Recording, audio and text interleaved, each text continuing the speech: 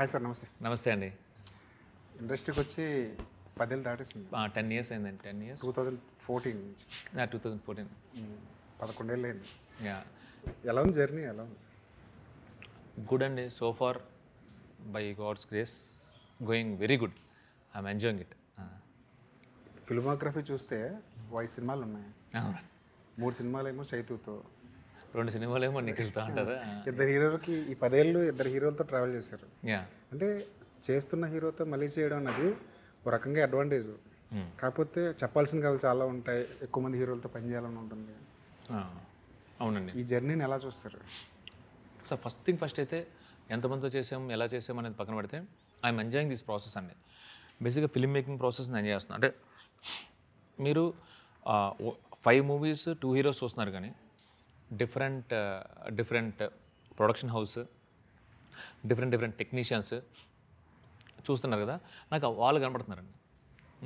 So ఆ తర్వాత మూవీకి మ్యూజిక్ డైరెక్టర్స్ కానీ, లిరిక్ రైటర్స్ కానీ, ఆర్ట్ డైరెక్టర్స్ కానీ, ఎవరైతే నేను పనిచేసానో, so that experience is giving me much happiness.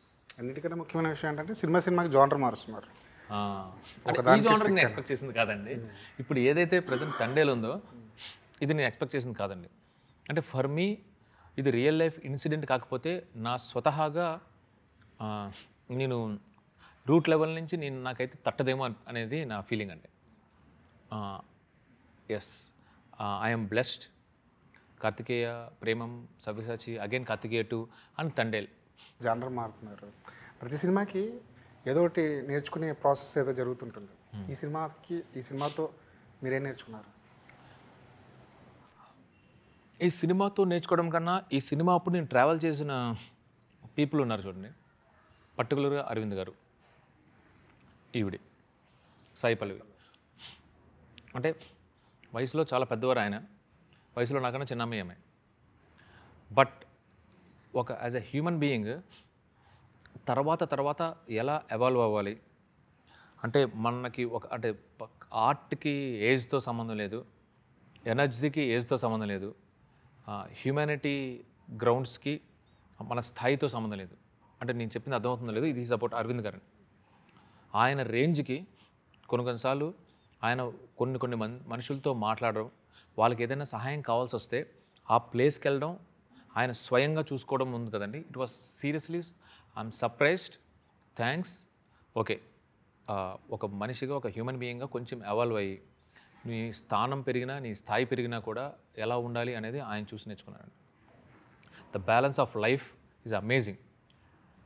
అలాగే ఈఎంఐ, అంటే ఇది నేను మాట్లాడేది బియాండ్ సినిమా.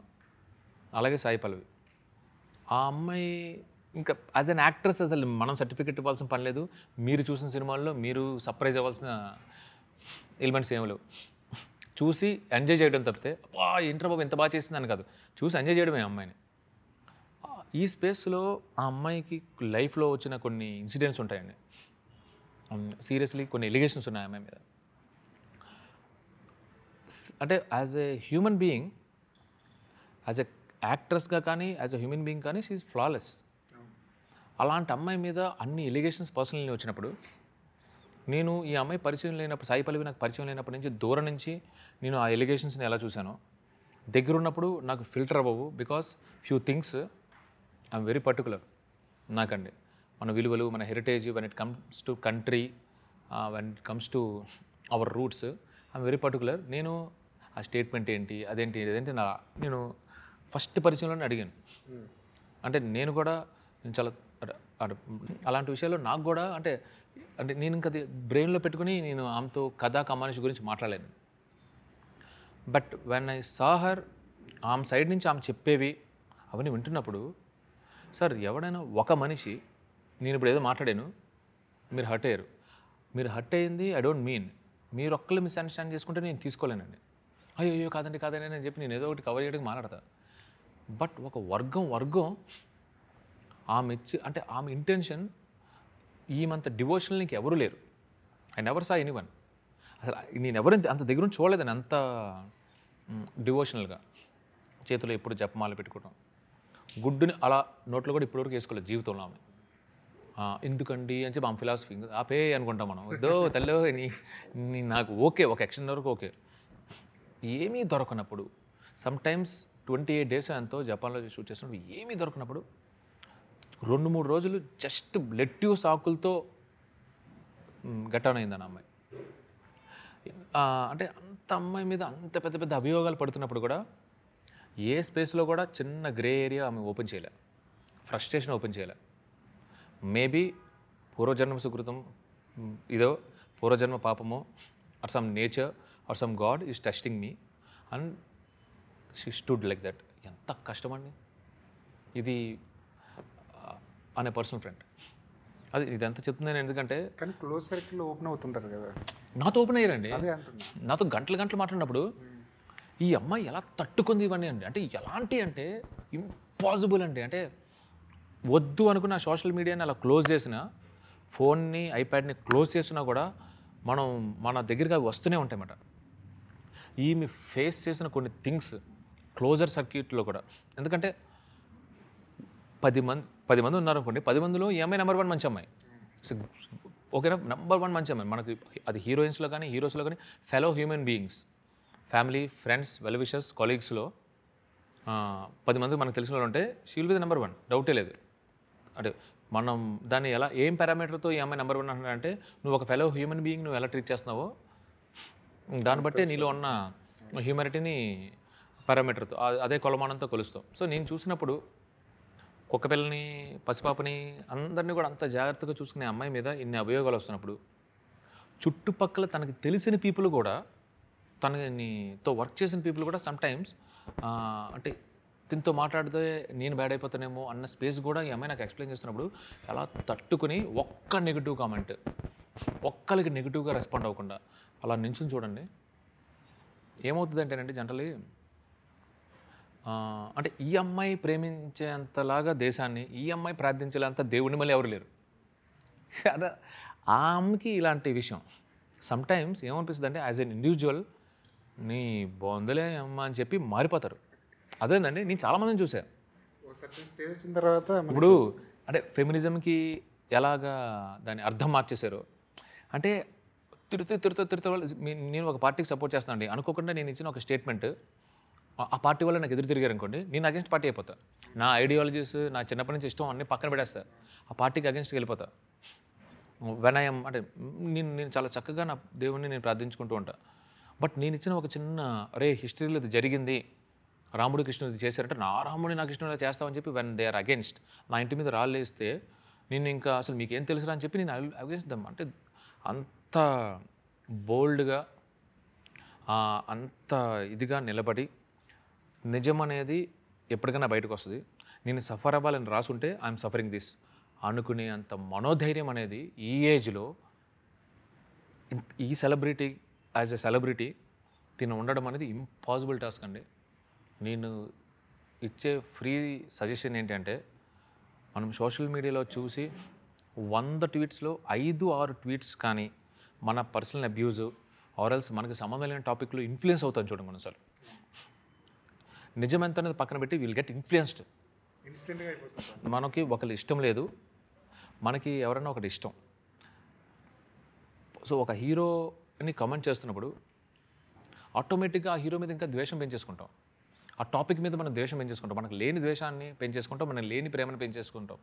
ఆ బ్యాలెన్స్ అనేది అంటే అంటే నాకేంటంటే ఈమెని అసలు బయట ప్రపంచానికి ఎక్స్ప్లోర్ చేస్తే నిజంగా సోషల్ మీడియా ఈజ్ నథింగ్, ఇది కాదు ఇన్ఫ్లుయెన్స్ అవ్వాల్సింది, there is so much life అనేది ఈమెను చూస్తే అర్థమవుతుంది. ఈమె గురించి చెప్పాలనేది నా పాయింట్ అండి. అందుకనే అంటే అసలు సినిమాకి సంబంధం లేకపోయినా కానీ నేను ఎంత అంటే నా బాధ ఏంటి చెప్పనండి, మన పర్సనల్ ఫ్రెండ్ అంటే ఇది టాపిక్ మాట్లాడాలని నేను ప్రిపేర్ అయింది కూడా కాదు, మీరు ఏదో అడిగారు కనుక చెప్తున్నా. కానీ సార్ ఇప్పుడు మన చిన్నప్పటి నుంచి మనం చూస్తున్నప్పుడు అంటే మనం చాలా ఆర్గానిక్గా పెరిగామండి. ఆర్గానిక్ ఇన్ సెన్స్ మనం ఆడుకునే ఆటలు, మనం చూసిన ప్రదేశాలు, ప్రాంతాలు ఇవన్నీ వెరీ బ్యూటిఫుల్. అదంటే క్రికెట్ ఆడుకున్నా కానీ మనకు అన్నీ తెలుసు. మనం కొబ్బరి మట్ట నుంచి బ్యాట్ చేసుకోగలం. సో వీఆర్ సో నేచర్ నుంచి మనకు చాలా వచ్చాయండి.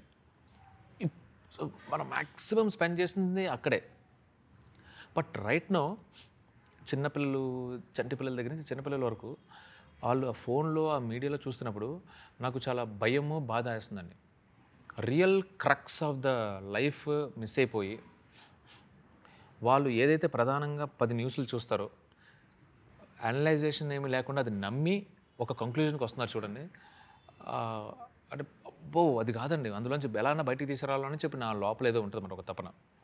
ఇలాంటి ఒక తపనలో నేను చాలా దగ్గరుండి ఈమెను చూసినప్పుడు 2-3 అవర్స్ చాలా కంటిన్యూస్ కాన్వర్జేషన్స్ అవుతూ ఉంటాయి ఈమెకి నాకు.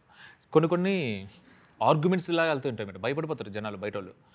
అంటే నేను ఐ యూస్ టు నువ్వు కరెక్ట్ కాదు అది అని చెప్పి అలా మాట్లాడుతుంటామాట. సో ఈమె లైఫ్లో జరిగింది మనకి నాకు సోషల్ మీడియా ద్వారా పరిచయం. ఈమె దగ్గర నుంచి పరిచయం ఉన్నప్పుడు ఈమె ఫ్యామిలీ ఎంత సఫర్ అయినా కూడా విలువలకి నిలబడతారు చూడండి. No, these are the values. నేను ఇంత నెగిటివ్ అయ్యానో, నా మీద ఇంత నెగిటివ్ ఉంది కనుక నా క్యారెక్టర్ని నేను మార్చుకోలేను అనేది ఏదైతే ఉందో అలా ఉంటే అలా ఉండాలి అనేది నా పాయింట్ అండి. వెరీ టఫ్ అండి ఆమె, వెరీ టఫ్. ఎందుకంటే నేను చాలా దగ్గరుండి చూశాను వాళ్ళ ఐడియాలజీస్కి, వాళ్ళ ఒపీనియన్స్ సోషల్ మీడియా వల్ల మార్చేసుకున్న వాళ్ళు బోల్డ్ మంది ఉంటారండి. మీకు అర్థమవుతుందా నేను చెప్పేది ఏంటో? యా ఐ డోంట్ నో, అంటే నేను ఎంత క్లియర్గా కమ్యూనికేట్ చేస్తున్నానో నాకు తెలీదు. When it comes to hero, films, cricket, everything A day అలా చేంజ్ అయిపోతారు. వాళ్ళ ఒక డే చేంజ్ అయిపోతారండి. అంత అభిమానించే హీరో కూడా ఒకరోజు సెల్ఫీ ఇవ్వమంటే ప్లీజ్ అని పక్క వెళ్ళిపోయాడంటే అని హట్ అయిపోతారు. అలాంటి రోజుల్లో ఈమె ఫేస్ చేసింది ఏదైతే ఉందో, నేను ఏదైతే నమ్ముతున్నానో ఫర్ లాంగ్జివిటీ ఏదో ఉందండి. ఈమె బయటకు వచ్చి మాట్లాడాలి ఈమె. చెప్పండి. బియాండ్ ది సినిమా సాయి పల్లవితో ఎలాంటి డిస్కషన్స్ జరిగాయి?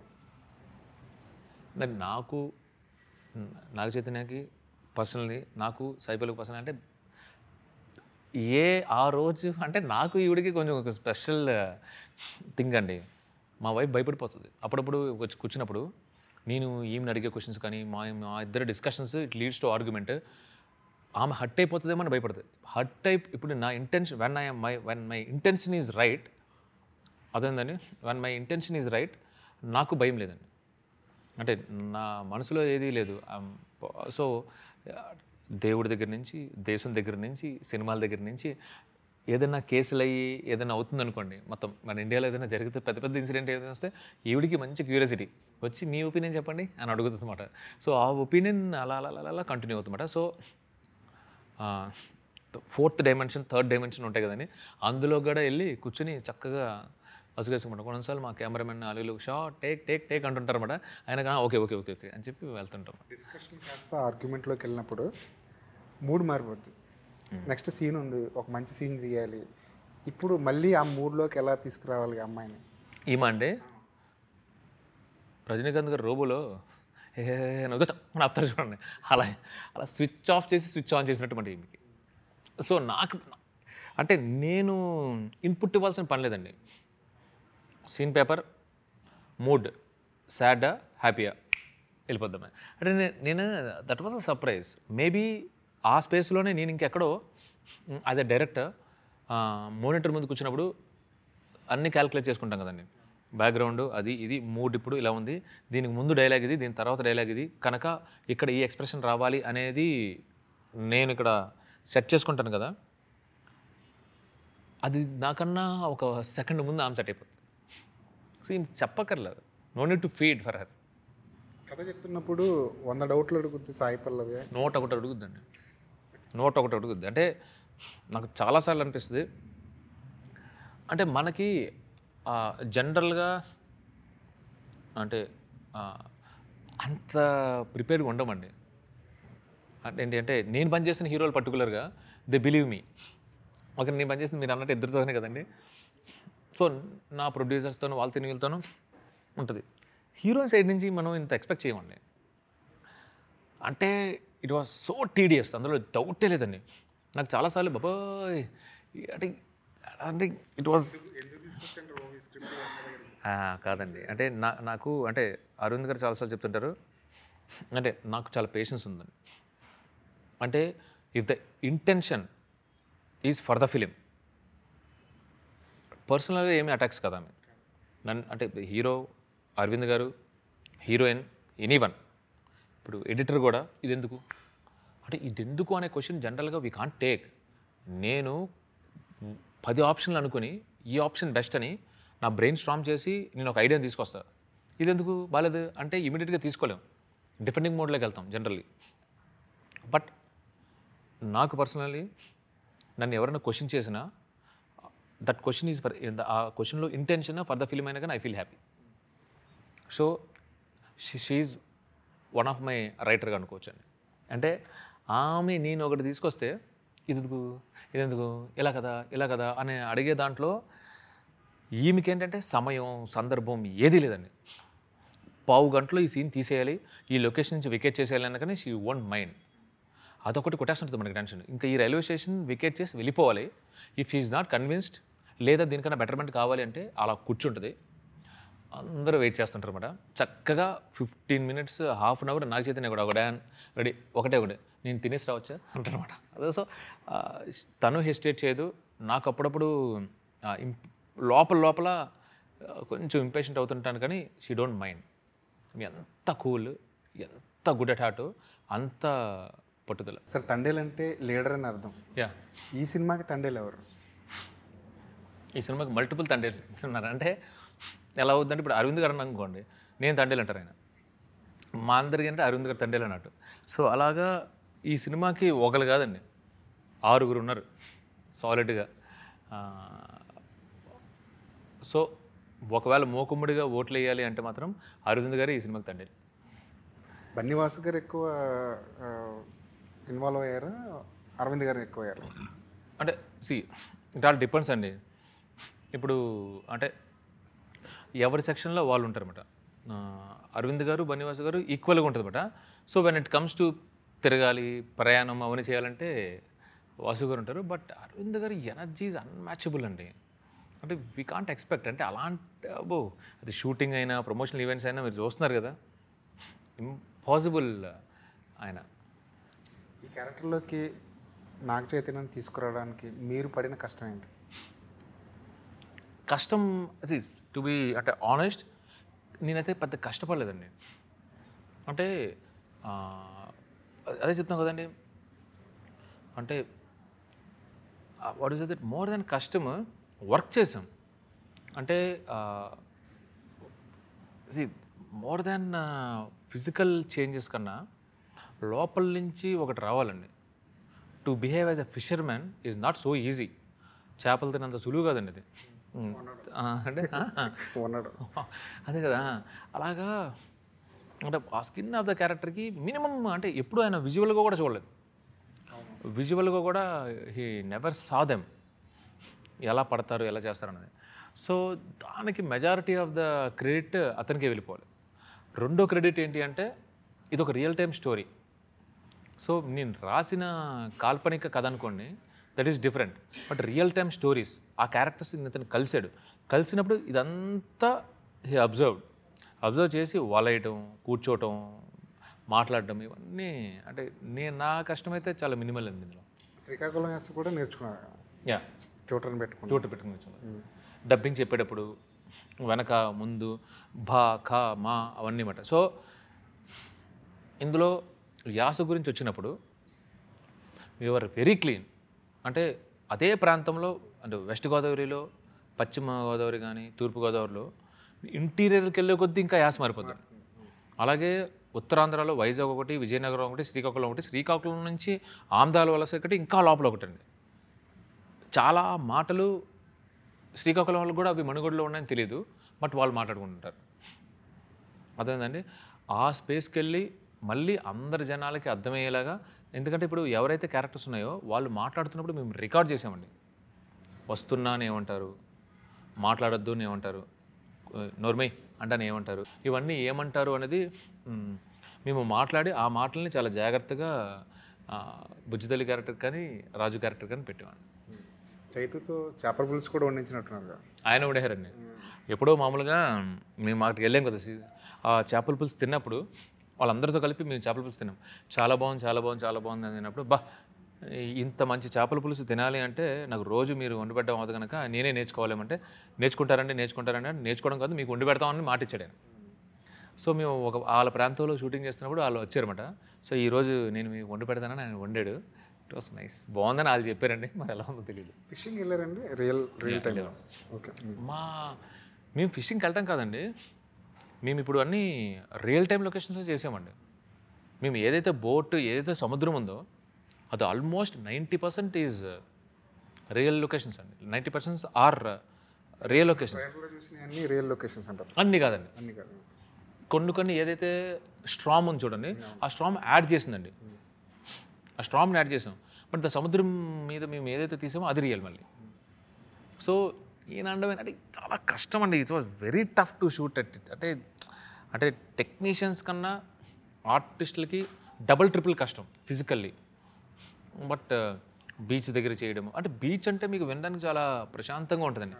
అది బీచ్ కాదండి, అది ఇట్ వాజ్ సంథింగ్. అంటే ఆ ఎండ ఇది వేరు మాకు. అంటే ఏదో ఒక టైంలో వాళ్ళు బయటికి రావాలి గొడుగులో. అంటే ఇట్ వాజ్ సంథింగ్ డిఫరెంట్. సమ్మర్లో చేస్తే ఇంకా కష్టం కదా. మేము చేసిన ప్రదేశాలకి summer, winter, spring, fall, atom ఏది ఉండదండి. అంటే సముద్రంలో ఇక్కడ 50 degrees, సముద్రంలో 35 degrees ఇంకా ఎక్కువ అండి. పైనుంచి బౌన్స్ అవన్నీ కొట్టడం. అక్కడ ఒక షాట్ కోసం 40 minutes అలా నించుని ఉన్నాడు ఆయన. 40 minutes నించున్నాడు. అంటే నేనేమన్నా నించోవాలనుకున్నా కూడా నించోవాలి మనం. శ్వాస వచ్చి పడుతాం, మనిషి అన్నోడు నించోలేడండి, అంత ఇది మాట. మేబీ సంథింగ్ విత్ ఇన్ లోపల ఒక ఫైర్ ఉందండి, లేదంటే ఇలా ముందుకు వెళ్ళడం చాలా tough. Worst day of Thandel shooting అంటే ఏం చెప్తారు? ఏది లేదంటారు. ఎందుకంటే సముద్రంలో షూటింగ్. మీకు ఫిజికల్గానా? అది వర్స్ట్ డే అంటే వర్స్ట్ అనేది కొంచెం grey word. Toughest day maybe. There are so many toughest days, physically toughest days అండి. కొన్నిసార్లు మీరు ఎక్కికి వెళ్ళినప్పుడు మా క్రూ అంతా ఉంది, అంటే క్యాష్ లేదు, మా క్రూ అంతా ఉన్నప్పుడు అనుకోకుండా సముద్రంలో కొండ దగ్గరికి మా కింద రాయి వచ్చి తగిలి పడవ విరిగిపోయింది. ఈత వచ్చినా ఎంతసేపు అండి సముద్రంలో, అక్కడెక్కడో ఉంది కొండ. సో ఇట్ వాజ్ లైక్ మొత్తం ఏట వాలిపోతుంది కిందకి, జారిపోతున్నాం కూడా. అంటే ఎక్కడో బయలుదేరారు, అదృష్టం కొద్దీ సిగ్నల్స్ ఉన్నాయి, ఒకటి కలిసింది, రండ్రా బాబు అనే రెస్క్యూ వాళ్ళకి మేము కాల్ చేసాము. So it was landing. టైటానిక్లో జాగ్రత్త చూడండి, ఇటు నుంచి అటు వెళ్ళేటప్పుడు 2-3 జారిపోయారు కూడా. దే ఆర్ హోల్డింగ్ ఇట్, అందరూ ఇలా హోల్డ్ చేస్తామట, ఇలా పట్టుకున్నాం అనమాట. ఆ స్పేస్లో అంటే షడ్ అండ్ డెత్ అయితే రాదు, కానీ చూస్తూ చచ్చిపోతామేమో అనే ఫీలింగ్ అయితే వచ్చింది. అంటే చైతు కూడా ఉన్నారా? లేదు. నేను, మా డైరెక్టర్ నాగేంద్ర, మా కెమెరామెన్ శ్యామ్ దత్, మా డైరెక్షన్ టీము, మా కెమెరామెన్ టీం అనమాట. ఫస్ట్లో ఏంటంటే మనకి కమ్యూనికేషన్ ఉంది కదా, వచ్చేస్తున్నాను ఉంది. ఆఫ్టర్ 45 minutes మీకు టైటానిక్ అలా మునిగిపోద్దండి, మెల్లమెల్లగా అలా మునుగుతుంది. బట్ వెన్ ఇట్ కమ్స్ అంటే నాకు రకరకాల ఆలోచన ఏమొస్తుంది అంటే, ఎంత మునిగిపోద్ది, మునిగిపోయే లోపల వస్తారంటే ఒక పాయింట్ ఆఫ్ టైం తర్వాత వీ కుడ్ సీ వస్తున్నారని. వాళ్ళు వచ్చి ఇలా పట్టుకుని లాగుతుంటే ఆ బోట్ సరిపోట్ల. అది వస్తున్నప్పుడు మాకు ధైర్యం ఉందండి, ఎందుకంటే it could hold for 1 hour అని చెప్పారు. It could hold for 1 hour. అది రావడం 15 నిమిషాలు వస్తుంది, 45 minutes ఉంది కదా అనుకున్నాం. అది వచ్చి అది తేలిపోతుంది. ఇప్పుడు ఇది సరిపోదు, మనకి ఇంకొక బోట్ రావాలన్నప్పుడు రియల్ టెన్షన్ స్టార్ట్ అయింది. అది ఎప్పుడు వస్తుందో తెలియదు. వాళ్ళు ఇంకా ఇందులో మాట్లాడుతున్నాం, వాకి టాకీలో మాట్లాడుకుంటారు అనమాట. అవతల వాళ్ళకి సీరియస్నెస్ తెలియట్లేదు. జస్ట్ మ్యాటర్ ఆఫ్ 5 minutesలో మేమందరం బయటకు వస్తాం. ఎవరో రాసిన కథని ఓన్ చేసుకోవడం చాలా కష్టం కదా, పైగా ఇది రియల్ లైఫ్ ఇన్సిడెంట్. అందులో ఆ కసరత్తు ఏం జరిగింది మీకు ఒక డైరెక్టర్గా? ఇది ఎవరో రాసిన కథ కన్నా నిజంగా జరిగిన కథ. సో ఆ జరిగిన కథని కార్తిక్ అనే అబ్బాయి ఇనీషియల్గా భానుప్రతాప్ అనే అతనికి, రియాజ్ అనే అతనికి తీసుకొచ్చారండి. సో వాళ్ళతో ఈ కథ గీతార్స్కి వచ్చింది.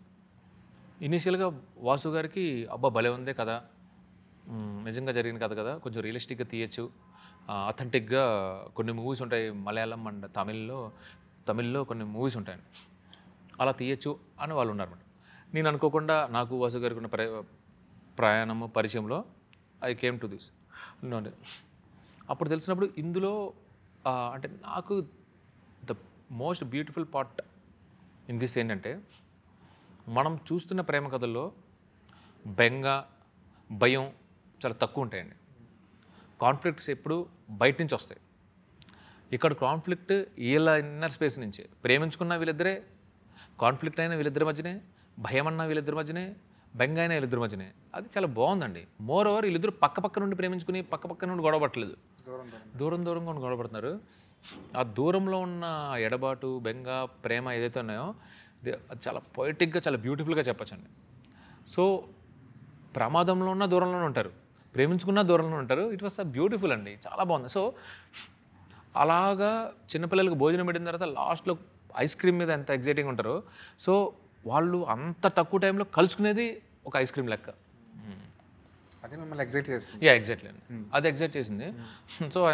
సో నాకు అంటే అది ఎగ్జైట్ చేసిందండి. అండ్ అంటే it was so pure rust of love అండి. అంటే వాడి మీద కోపం కూడా ప్రేమే, వాడు వద్దనుకోవడం కూడా ప్రేమే. మీకు అర్థమవుతుందంటే నాకు రాజుగాడు కావాలి అన్న దాంట్లో కూడా ప్రేమ ఉంటుంది అమ్మాయికి. నాకు రాజుగాడు జన్మలో వద్దురా బాబు మహాప్రభు అనుకోవడం కూడా ప్రేమే. సో అది చాలా ఎగ్జైట్ చేసిందండి. ఒకవేళ తండేల్ రీరైట్ చేస్తూ నాగ చైతన్య క్యారెక్టర్లో ఇంకొకరిని తీసుకోవాలి, సాయి పల్లవి క్యారెక్టర్లో ఇంకొకరిని తీసుకోవాలి అనుకుంటే, అంటే నేను చెప్తే కొంచెం ఎగ్జాగరేషన్గా ఉంటుంది కానండి, మీరు తండేల్ చూసిన తర్వాత మిమ్మల్ని క్వశ్చన్ అడిగితే మీరు నిజంగా మీరు చెప్పలేరండి. ఇప్పుడు నేను ఇందాక చెప్పినట్టు అన్నమయ్య సినిమాలో నాగార్జున గారిని ఇంకొకరిని ఊహించుకోండి అంటే అత్యద్భుతంగా నటనా ప్రతిభ ఉన్న వాళ్ళు చాలామంది ఉన్నారు. చిరంజీవి గారు, బాలయ్య గారు, వెంకటేష్ గారు చాలామంది ఉన్నారు ఆ జోన్లో. ఒకరంటే మోహన్ లాల్ గారు, కమల్ హాసన్ గారు చాలామంది ఉన్నారు. వీళ్ళు ఎవరినన్నా అన్నమయ్య కింద ఊహించుకోండి.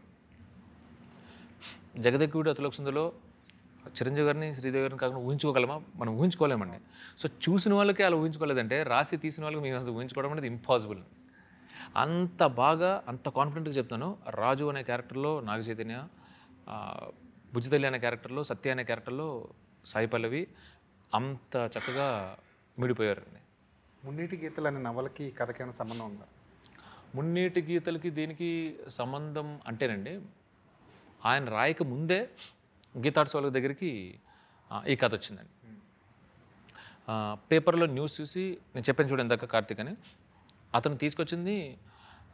అప్పుడు తర్వాత వీళ్ళు ఆయన అప్రోచ్ అయ్యారు. ఆ తర్వాత రాసిన కథలు అండి అవి. ఆ తర్వాత ఆయన అంటే వీళ్ళు రాసి గీతార్ట్స్ వాళ్ళు ఎంత పర్టికులర్గా ఉంటారంటే, ఇదిగో అమ్మ మీ మీద మేము కత్తిస్తున్నాం అని చెప్పి ఆ ఊరెళ్ళి ఆ 22 మందికి చక్కగా ఒకరికొకరికి ఎంతెంత డబ్బులు ఇవ్వాలో అంత డబ్బులు ఇచ్చి, ఆ ఊరు పంచాయతీకి డబ్బులు ఇచ్చి, అంటే మరి అరవింద్ గారు, వాసు గారు గీతార్ట్స్ సంబంధించినంత ప్రొఫెషనల్ పీపుల్ అంటే దే ఆర్ ఫ్లాలెస్ ఏ రకంగా కూడా. అండ్ మోర్ ఓవర్ వాళ్ళు ఇలాంటి విషయాలు ఇంకా చాలా కరెక్ట్గా ఉంటారు.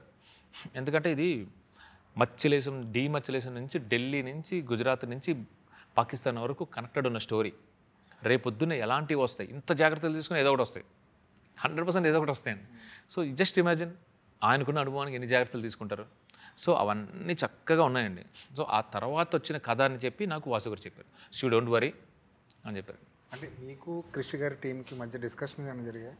నాకు కృషి గారికి జరగలేదండి, కృషి గారికి, అరవింద్ గారికి, వాసు గారికి జరిగినట్టున్నాయి.